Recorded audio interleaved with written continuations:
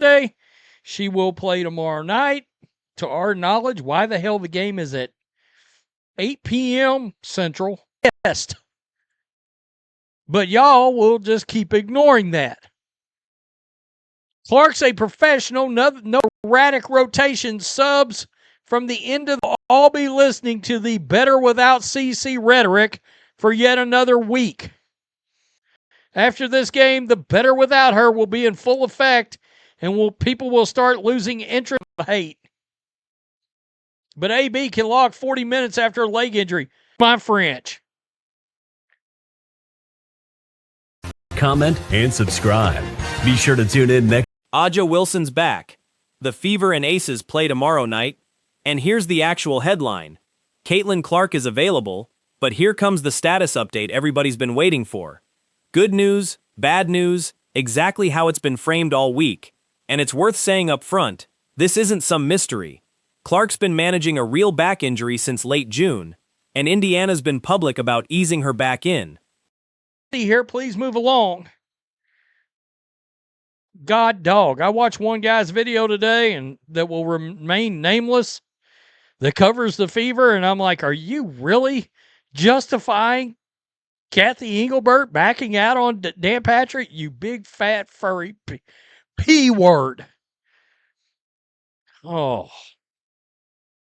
Here we go. Here we go. Right here. The bad news is the minutes restriction is back, and Aaliyah Boston played 38 minutes coming off her own injury the very same week. That contrast is going to make fans ask questions. To be fair to the Fever here, Boston and Clark are different injuries with different recovery timelines, and it's not automatically hypocrisy to manage them differently. But I get why, optically, that's a tough sell to a fan base that's already primed to see favoritism or mismanagement in every decision this season. Loud. Guys, again, if you gave Stephanie White true serum, my feeling would be she believes this team is better without Caitlin Clark. And again, the media, they're just making up something. What, you expect them to admit it? You dumb shits? No, they're not going to admit it. Because they would get run out of Indianapolis.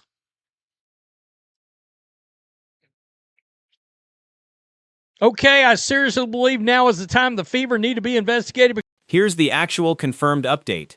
Stephanie White said Clark will play 20 to 25 minutes against Las Vegas, and critically, they're moving away from the 3-minute burst rotation they used against the Sparks. That detail matters. This isn't the same restriction as before. It's an adjustment based on what clearly didn't work last time. Be on a minutes restriction. Again.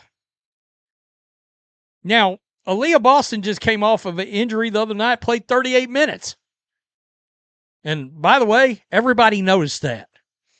Oh, but the media, the Indiana Fever media will be like, nothing to see here, please move along. There's nothing to see here, please move along. God dog. I watched one guy's video today and that will remain nameless that covers the Fever, and I'm like, are you really justifying Kathy Engelbert backing out on Dan Patrick? And look, the frustration in this fan base is real. Fans are pissed isn't just a talking point. It's a legitimately documented sentiment after a season full of minutes restrictions, benching controversies, and inconsistent messaging from the organization. You don't need a conspiracy theory to explain why people are frustrated. The frustration is earned on its own. Get into my inbox, sent all kinds of goodies of places where this team is bleeping up Caitlin Clark's career.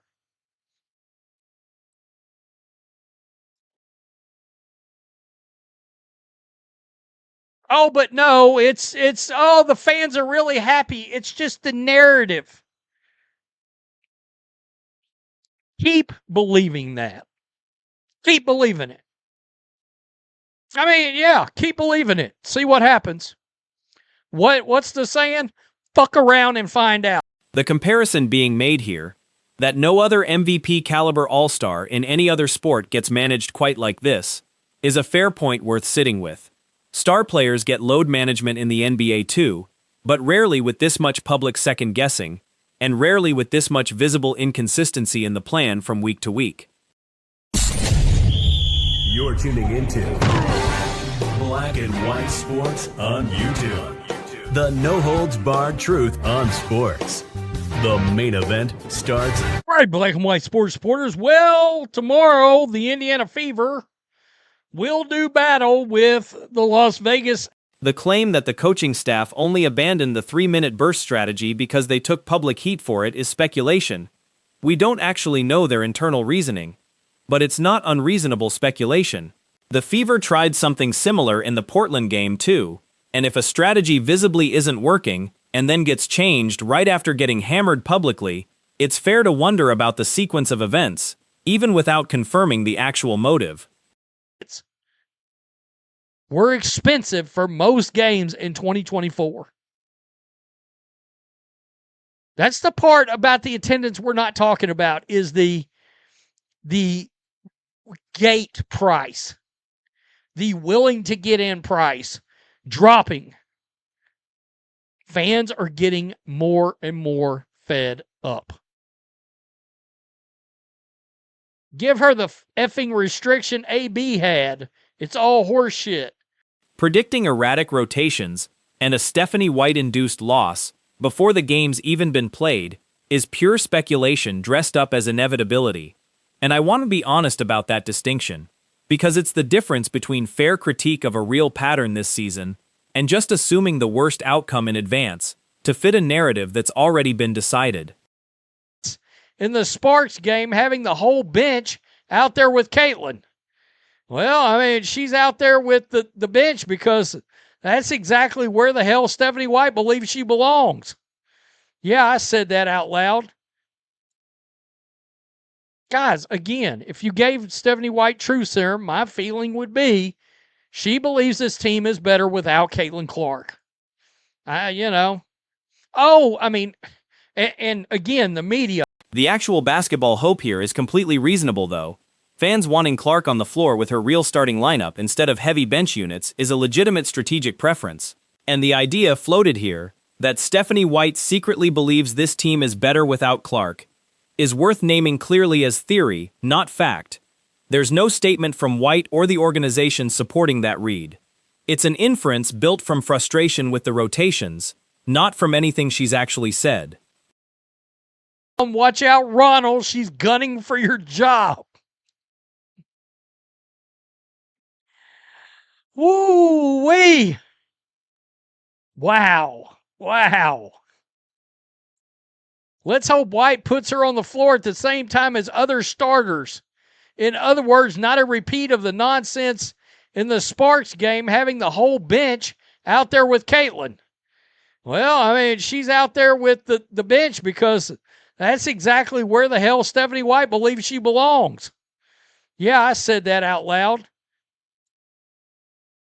Guys, again, if you gave Stephanie... The jump from this organization has communicated inconsistently to, the Fever need to be investigated, and, this is retaliation for Congress looking into the WNBA, is a significant leap without any evidence behind it.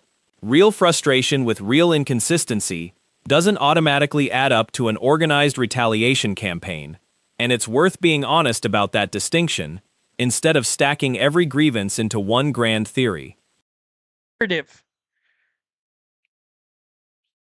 Keep believing that. Keep believing it. I mean, yeah, keep believing it. See what happens. What's the saying? Fuck around and find out. Excuse my French. Tell me what you think. Wow. Predicting the outcome of tomorrow's game to fit a pre-existing narrative, this will be a loss just to justify a narrative, and, better without CC rhetoric in full effect afterward, is the kind of thing that sounds prophetic when it happens to be right, and gets quietly forgotten when it isn't. I'd rather just watch the actual game than assume the result is predetermined by coaching malice. Let her play. Let them play without her, since they're so much better. Most incompetent training staff in the history of basketball.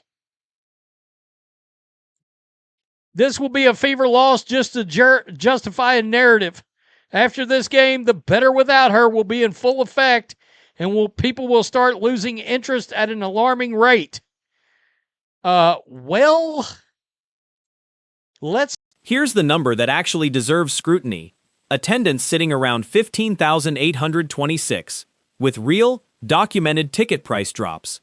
Some games down to $8 or $9 a ticket, compared to $75 minus 100 in 2024. That's a real, measurable business problem for this franchise, independent of any rotation theory, and it's worth the organization's attention regardless of how you feel about the minutes restriction debate. I mean, you got people out there running fucking pie charts. I shit you negative. I get into my inbox, sent all kinds of goodies of places where this team is bleeping up Caitlin Clark's career.